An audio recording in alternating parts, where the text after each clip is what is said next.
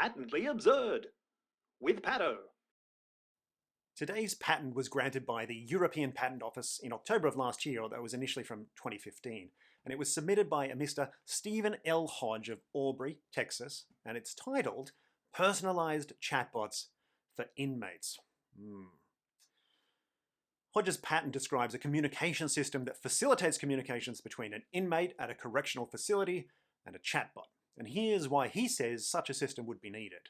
Some inmates lose contact with friends and families due to change of contact information, or death of friends, family members, or due simply to the inmate's confinement.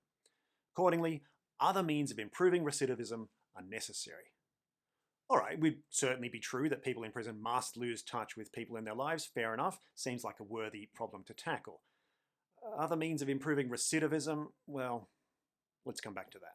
So what's this proposed system? Well, first let's skim past all of the normal patent language, including secondary memory may include, for example, a floppy disk drive. Look, as I always say, your data's at risk if it ain't on floppy disk. I've actually got that tattooed on my...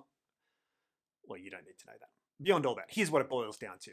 An inmate can talk to the chatbot or type to the chatbot, and the chatbot, which has entirely, I'm sure, unproblematic access to enormous sets of data about that inmate and their preferences and health and life history, responds in some appropriate way. And the chatbot allegedly will help them learn from their mistakes, receive a positive influence, play games with them, provide educational support to learn proper grammar and vocabulary,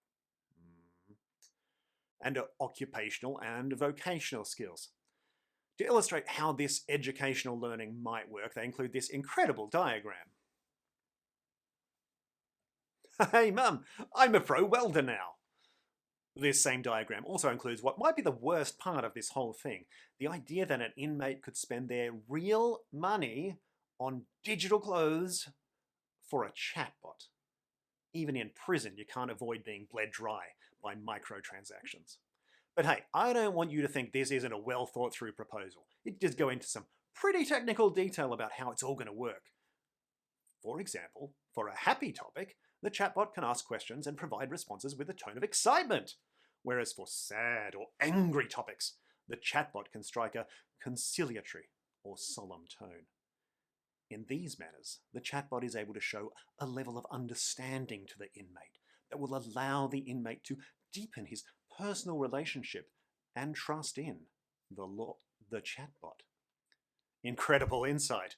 That's genuinely about as good as this patent gets. It's a very basic chatbot idea with some monitoring added.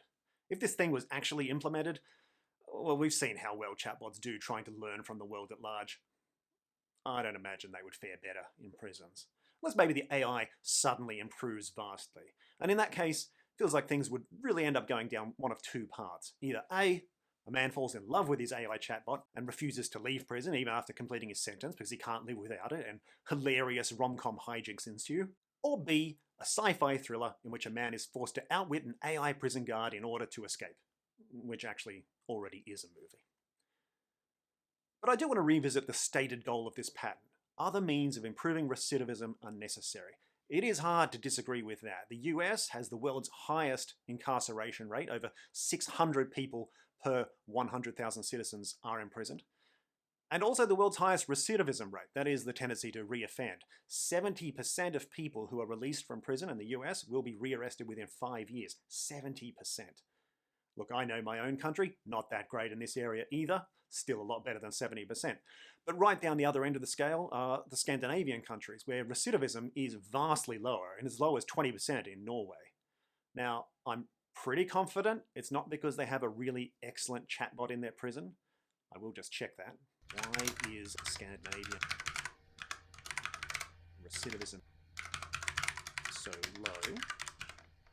Due to the emphasis on rehabilitation during incarceration rather than on punishment. Oh.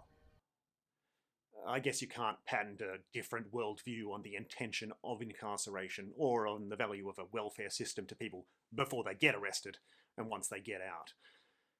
So I'm sorry, Mr. Stephen L. Hodge, it's a no from me on your chatbot for inmates idea. I'm out.